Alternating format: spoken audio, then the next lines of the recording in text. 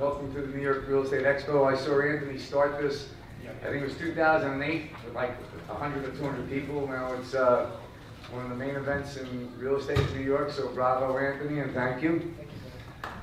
I gotta tell you, when he put this together, I was one of the first guys that spoke at the first event, and there was, I said, middle of the recession, 2008, you tried to start a real estate event, and it's become a smash success.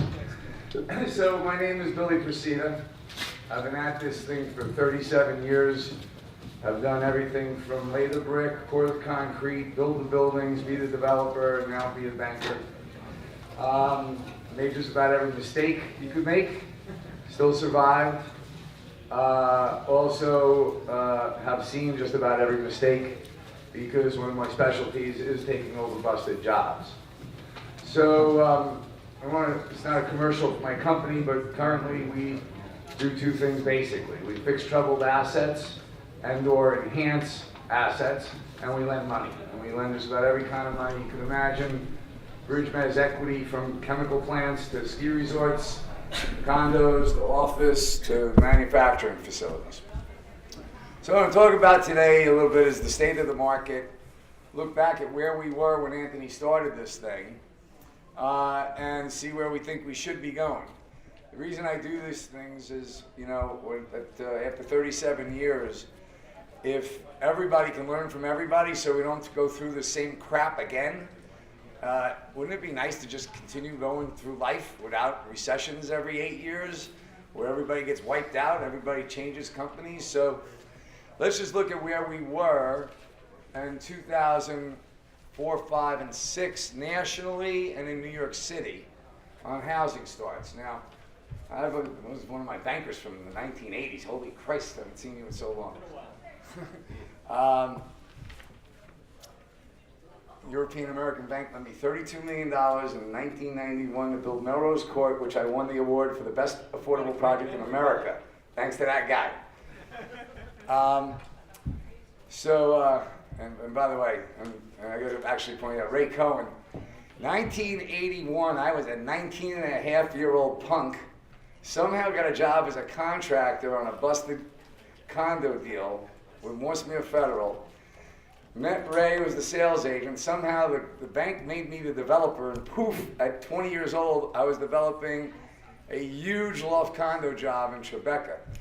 Probably one of my problems with my brain right now is in 1981, Ray, we sold 2,000-foot beautiful loft condos with Al Milmo kitchens. I remember we had Hagapool or Al Milmo. And I think we sold them for $149,000, and they now sell for $5 million. I just can't get my head around that. So let's look at housing starts. 2005, nationally, we hit 2.5 million starts, nationally.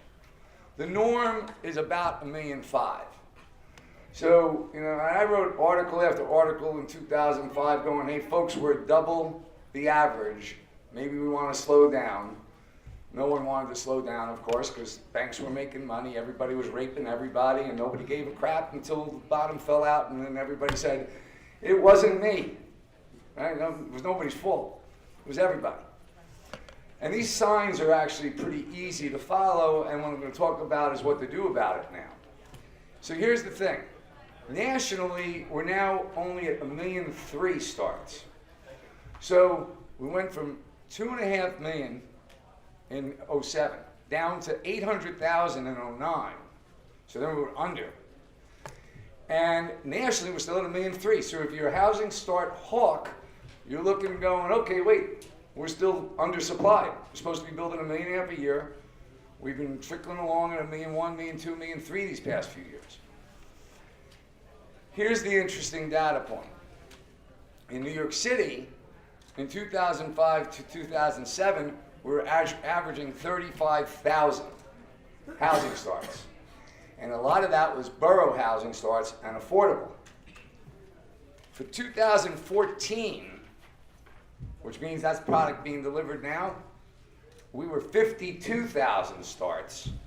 2015, 60,000 starts. So you got to think about that. And what happened? What's the explanation for that? I'm going to give it to you in one visual. in 2003, 4, and 5, the majority of the housing starts, and I'm going to guess because I haven't been able to get a data point on this, they were in a ring 70 to 150 miles around every major city. And, you know, and obviously it was all subprime buyers. And when I called the crash 2 years before anybody knew about it on CNBC, Maria Bartolomo asked me, how come you're so sure the market's crashing? I said, my bartender owns 25 houses. My bartender at my local bar, who put up no money. He told me all about the subprime crisis coming before I even knew about it. My bartender. So here's what happened, basically. 2002 to 2007, you had this ring of land, 50, 75, depending on your city, to 150 miles, where you could get permits, where everybody was doubling down, where people were buying 5 and 10 houses in the same project. The national builders were being taught by Wall Street to sell subprime mortgages, bundle them, and sell them on the street. So here's the interesting thing that has happened. 2 things happened in this 50 to 150 mile ring. 1, the product got absorbed. Good news. 2, more good news, kinda. You got NIMBY issues now, not in my backyard. So everybody that moved into these areas doesn't want any more housing. So it's harder and harder and harder. And when you read about the national issue, which is there's no housing supply, and we're talking about bread and butter, affordable housing, you know, depending where you are, $250 to $650 price point, you can't find that product. Now, when you look at today's housing starts, even though there's only 1.3 million of them, versus 2.5 million in 04, 5, and 6, all of those starts are in a bullseye. So just look at New York City. 30,000 in 2005, 60,000 in 2015. That's a heavy data point. Simply says we got a lot of supply coming because, by the way, this product doesn't get delivered till down the road. So this is a really short time they gave me here, so I'm going to give you what my point of view is right now. Depending on where you come from, whether you're a builder, developer, or banker, or investor. If you're in the middle of a project, you got to get it finished. But one of the things after people start projects, and depending on who you are, I do most of my deals on a piece of paper. I've got a belief that if I can't fit the deal on this much paper, then the deal doesn't make any sense. I always tell everybody, throw away your computers. Computers only manipulate numbers. They don't mean crap. What you have to do with that one piece of paper, though, is you got to look at it every week. Because nobody looks at their budget enough. So right now, it's not a time to run for the hills. Because look, we got to wake up and make a living, right? So it is the time to re-underwrite your deals. I don't care where you are in the deal. If it's land, if it's mid-construction, if you're finishing, re-underwrite your deals. Too many people put too much confidence in appraisers and appraisals. And if there's an appraiser in the room, I apologize. But there was not one single appraisal done in commercial real estate and residential between 2004 and 2007 that was right. If there was one that was right, we wouldn't have had the recession. I mean, it's unfortunate to say, but appraisers, when they follow the rules, they go on the last sale, and the last guy, and the last guy, and the last guy. So it's not necessarily any resemblance of reality, because when you look at 60,000 units getting delivered 18 months from now, that's different than 3 years ago when New York was only delivering 30,000 units. You got to account for that, and appraisers don't account for that. So you really want to re-underwrite your real estate. In your projections, and I don't care if it's office or retail or residential particularly, everybody goes $1,500 a foot, $2,000 a foot. Well, look at your building. Your building, the top part with the best view, yeah, that may be achievable. But really start looking at every one of your units and saying, what's the swing on that unit? Because you know your prime units always sell. They may not sell for the $2,000 a foot you thought or the $1,500 a foot you thought. But you got to re-underwrite. You got to be looking at your competition. You got to be looking at weekly numbers now, not monthly numbers. If you're ahead of the curve and you're the smartest one who's dropped your prices before, you can't drop prices. Because by the way, remember, there is a point in the market where you can't drop prices low enough. When the shit hits the fan, it doesn't matter how low you drop the price. The market's going to freeze. And unless you got plenty of equity to carry your construction loan, you're going to get screwed. So, look, panic early, panic often, and hopefully you never, ever have to panic. So number one is re-underwrite your deals. Number two, if you're sitting on dirt, keep this in mind. It's a hell of a lot cheaper to carry dirt than it is to carry a finished building. And if you are a banker, because I wrote an article called Coming to the Half-Builts in 2006, not one bank listened, I don't think. I said, whatever you do, get the building finished. I don't care if you got to steamroll the developer, lock them in your trunk, finish your building. Because if you don't, number one, you're infecting the neighborhood. That ain't a good thing. And number two, you can't sell something without a CO. So whatever you do, if you're a banker, tell your board, read it, it's on my website, The Coming of the Half-Builts. I wrote it in 2005, it's the identical story. Banks will pull the plug in unison. I got 5 or 6 minutes left. So the other thing about our industry, you can't get hurt when you go into a terrible neighborhood. You want to make money, right now we just closed a big deal in Camden. This past 5 years, during a good economy, we rebuilt $200 million worth of buildings on North Broad section of Philly, which was one tough spot.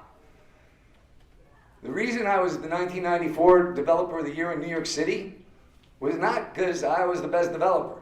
It's because I was the only developer who hadn't defaulted on a loan because I spent my time building for-sale housing for Black and Hispanic cops and firemen in Harlem and the South Bronx.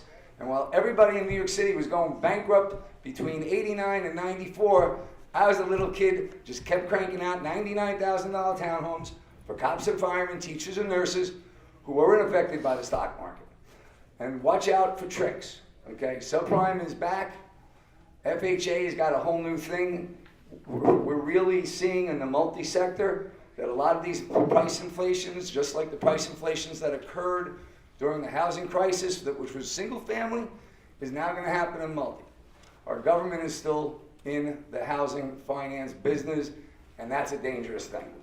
Okay, I got 5 minutes left. Does anybody want to ask some questions? Thank you for the warning. I'm going to keep us on time. You're good on time, I guess. Yeah. I really appreciate your insights and the wisdom from your experience. Where would you invest? If you were a developer now, where would you invest? Listen, the most important issue facing America is rebuilding our inner cities. I did hope that when Donald Trump got elected, I hoped one thing, the guy was a builder. I would have hoped he'd do a press conference in Paterson, New Jersey with his 50 gangs. Get a train station 20 minutes to Manhattan. Yep. Think about it. Newark. Newark too, same problem, gangs. So the only way we got gangs out of the South Bronx, And also Suffolk County. but the way we got them out of South Bronx was building housing, building middle class housing. You know, people were saying I'm gentrifying the neighborhood. I had a couple of people picking. I said, listen, people are getting killed here every day. Obviously, I want to gentrify it. I want these bad guys out of the neighborhood, and the only way to do it is keep building. So the question was, where would I invest? I'll tell you where I'm investing right now. I just did a deal in Paterson. We've done $25 million of deals in Paterson. I just invested in Camden. Camden is, look, if you go into any place that's not hot is a good place to be, right? It's that simple. I hope I got it. Yes, you did. Thank you. Anybody else who got a question? Anybody else? Do you think we're going to have another recession? Listen, the numbers don't lie. There is no way, New York City, New York City and San Francisco is the same.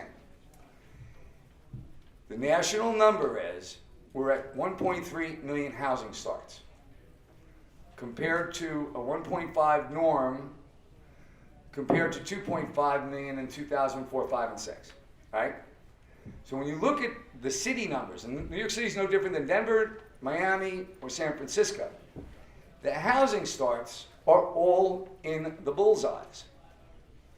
And the other thing is, look, I'm purportedly, they tell me, in the top half of the top 1%. And I can't afford any of these units. I got builders coming into me with deals where the cheapest unit in a building is $5 million. And I make a lot of money. I don't think I can afford a $5 million condo. I mean, I probably could, but I wouldn't. I'm gonna pay $5 million for a box? So, but seriously speaking, the only thing you can do right now if you're a New York City player, re-underwrite your deal. Re-underwrite, re-underwrite, re-underwrite, question everything, and do not believe in appraisers' bullshit. Because that's how we all get screwed. Everybody comes in, I'm at 60% of appraisal value. I'm like, what the hell does that mean? It means nothing. There's no benefit to an appraiser. I mean, the whole country's fixed on appraisals when every single appraisal in 2004, 5, 6, and 7 was wrong. So, you know, again, dirt, sit on it. Mid-construction, get the hell done. And if you're done, drop your prices before the next guy. Move on. Stay safe and go rebuild the bad neighborhoods because that's God's work, it's good work, and you can't lose money in a bad neighborhood. You cannot lose money making a community better. And building McMansions, building $5 billion condos does not necessarily make America or anything better. Go to Patterson, go to Camden, go to Mount Vernon, tons of opportunity. Yonkers is great. All along the Hudson River waterfront towns are great. But the world does not need any more $50 million luxury condos. So I think I'll end on that note. Did I hit my mark? You got it. All right. Thank you all. All right, and if you need money, or you need to work out of a problem, or you just need to talk, come by my booth. My cell phone is on my card. I return every call in 24 hours, still to this day.